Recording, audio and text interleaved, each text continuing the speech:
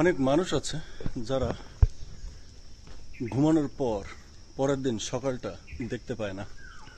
অনেক মানুষ আছে যারা রাস্তায় চলতে চলতে কিছুক্ষণ পরে তারা আর পৃথিবীর আলো দেখতে পায় না।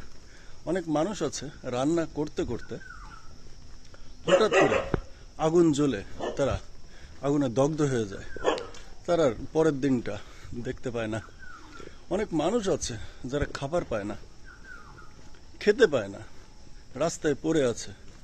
অনেক মানুষ আছে যাদের চাকরি নাই, যারা বেকার। অনেক মানুষ আছে যাদের ভালোবাসার কেউ নাই, কোনো আত্মীয় স্বজন নাই, পুরো এতিম। সবকিছুর ভিতর দেখেন তো আপনি তাদের থেকে ভালো আছেন কিনা।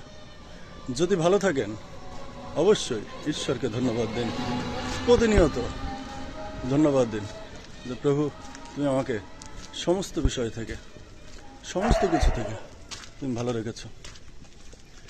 আপনি যদি প্রতিদিন প্রতিনিয়ত প্রভুকে ধন্যবাদ দেন তাহলে অন্তত বেঁচে থাকবেন সুস্থভাবে। এটাই হচ্ছে ঈশ্বরের আশীর্বাদ।